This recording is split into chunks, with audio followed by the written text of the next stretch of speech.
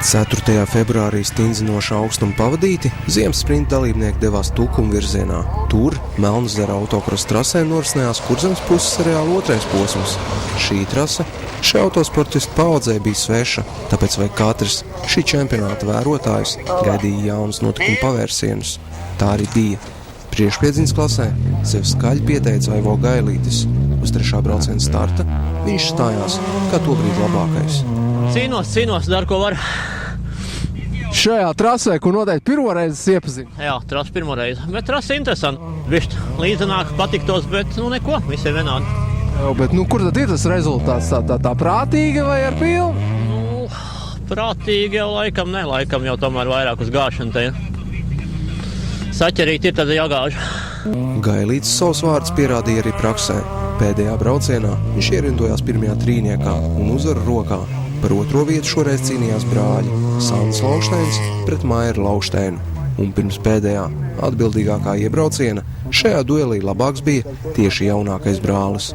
Te citām riepām jābrauc un var ātrāk, protams, visu trasi izbraukt tā. Viņš ir savādāks ātrums pavisam. Tā kā Sandis, Aivo un tu, kā būs? Nezinu, tēt, jānobrauc pēdējais brauciens un tad redzēs. Trasi paliek slidināt? It kā ir daudzās vietās, kur ir saķer arī, kur ir grunts jau izkasīts ārā. Un tad, ja dabūt tās lietas, tad ir labi. Sacīkstes finišā Maira Laukšteins maids gan nebija tik plats. Pēdējais brauciens padevās vājš. Mairis te ierindojās 1/4. vietā, kamēr Sandis spēja apsteigt pat Aivo Gailīti. Šāds Sandis Laukšteins ielicot pēdējā vilcienā Melnzera trasē finišēja otrais visā sacīkstē. Trešais te Mairis Laukšteins. Labi, ka tā. Vismaz gūti punkti, atšķirībā no tikpat spēcīgā Modra žentiņa. Modris šeit kapitulēja ar ātrumkārtas defektu. Sacīksts nebija veiksmīga arī Aigaram Tīdmanim no aizmugures piedziņas ieskaites. Jau pirmajā braucienā no stiprinājumiem izlūza viņa auto aizmugurējais reduktors, tāpēc sacīkste viņam beidzās nesākoties. Nākamajos braucienos Aigara ierindā nebija, un nepiedaloties labākajiem šīs ieskaites braucējiem, Modris Cīrulis guva uzvaru pēc uzvaras. Viņš šeit pirmais. Pārsteigums! Jā, tieši tā. Ir. Varbūt tāpēc, ka Tīdmans izkrīt no spēle.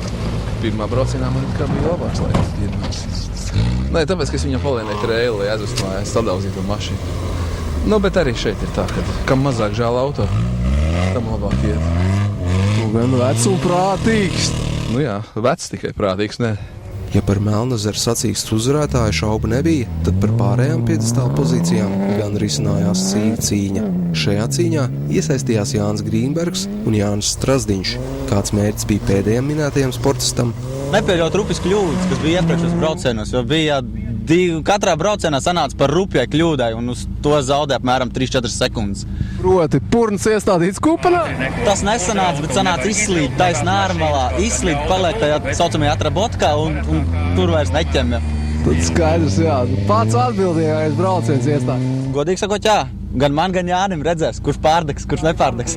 Diemžēl pēdējā braucienā Jānis Strazdiņš sev neparādīja no labākās puses. Jā, otrā vieta gūta, taču ko tas līdz? Ja pirmo rezultātu, pat labāk par todien nenoķeramo Modra Cīruli, uzstādīja Strazdiņas īkstākais sāncensis Jānis Grīnbergs. Šādais Cīruļa, kā otrais Melnzera trasē finišēja Grīnbergs, kā trešais Strazdiņš.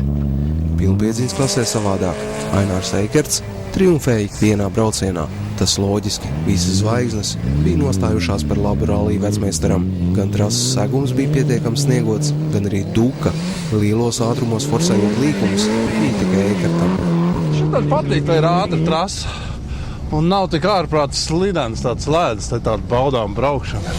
Tā ir ļoti liels ātrums apsties, tas, lai izbraukt tāda ir te jau vairāk tā kā rallija, saprot, ja iet pār pa 100 jau gandrīz, tad ir savādāk tā braukšana. Šitā gan autokrosa trasa kādreiz te iemēģināts? Nē, es te kādreiz sen apakaļ. Tagad jau redz, kā tie apstākļi nav bijusi izstumti un pēdējā brīdī taisīt. Ja par cīņām aiz Eikerta muguras, tad te sānceņš nebija Mārim Bunkam. Ar to pašu Eikerta autobraucošais jaunietis jau vairākus gadus ir vecmeistara audzēknis, taču beidzot Māris stabili turējās savu skolotāju ēnā. Bunka pārliecinoši otrais. Gribās jau vienmēr būt pirmajam, bet tā kā pirmā gonka šajā ziemā, tā es domāju, Gan jau vēl šo ziemu. Jā, kas tā, tavuprāt, pietrūkst? Pietrūkst, es domāju, tikai braukšana, un tas arī viss ir. Uz bremzēšanu kaut kur vēl kāja mazliet par ātri grib to bremzi nospiest, un tur, es domāju, arī tas salasās. Cik aplī pietrūkst? Aplī 0,2 sekundes aptuveni. Turēsim Māri pie vārda, jo vismaz šajā sacīkstē viņam uzbrucējums nebija neviens. Par godu piedestālu 3. pakāpienu savā starpā drīzāk cīnījās Jānis Lamberts ar Ralfu Sirmaci. Abiem viens un tas pats Lamberta auto, un šajā duelī vinētājos Lamberts, viņš sacīkstē 3. Starp citu, Kurzemes reģionā ir izdalīta atsevišķi ieskaita brīvajai klasei. Tā ir ieskaita jebkuram braukgribētājam, ja šķūnītī sameklējams vien čempionātā neatļautās raģu riepas, ja piedalīties nāks ar dugotu, sacīkšu automobīli, vai pat ja mašīnas vējstiklā nav redzama apskats uzlīme. Par šādu ieskaiti līdz šim neesam runājuši, jo konkurence tur pārāk neizteiksmīga. Šoreiz tā nebija. Ar vienu to pašu auto tukumā ieradās 2 sportisti ar visā Latvijā zināmiem vārdiem. Drīftā aprindu cilvēks Gads Lapāns un dragreiz čempions Ilmārs Zosājevs. Ar kādiem vējiem tu te? Neko, brīvdienas izklaidēties. Vajag arī bišķi pasportot kaut kā savādāk, pabraukāties, atcerēties, kā bija pa ziemu braukt. Tikai šodien kaut kādā nesenāk kaut kā. Stāsti, pirmais brauciens un? Neko ieraudu, ikstēm bišķi apvērkot, bet tā forši. Mārku nemāja? Nē, uzticīgi 5 cilindriem, pudeļu sūcējiem un visi kārtībā un griežās labi. Pirmajā iebraucienā Zosājevam kļūdoties par kāpšanu uz piedestālu nevarēja būt runa. Ilmārs brīvajā ieskaitē 4. cīņa par uzvaru, atdodot citiem. Gada Lapāna noskaņojums gan bija kaujinieciskāks. Ar katru iebraucienu viņš līkums brauca aizvien bezbailīgāk. Spēj tik stūri griezt, tēmē kaut kur smiltiņas, kaut kur ledus un tikai ručkā visu laiku. Es biju domājis, viendabīgāk brauks, tā teikt ar filmu, jā, šur tur apdomājies tomēr. Nu, zin kā, taustos jau visu laiku, bet ātrums ir labs, tad taisnītē vispār pilns 4.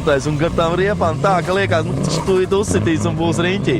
Bet neko, viss ir kārtībā, bez kļūdām pagaidām. Diemžēl pēdējā braucienā Lapāns finišēja ar noburtējušos riepu. Šādi brīvajā klasē viņš 3. 1. Eikerts, 2. Bunka.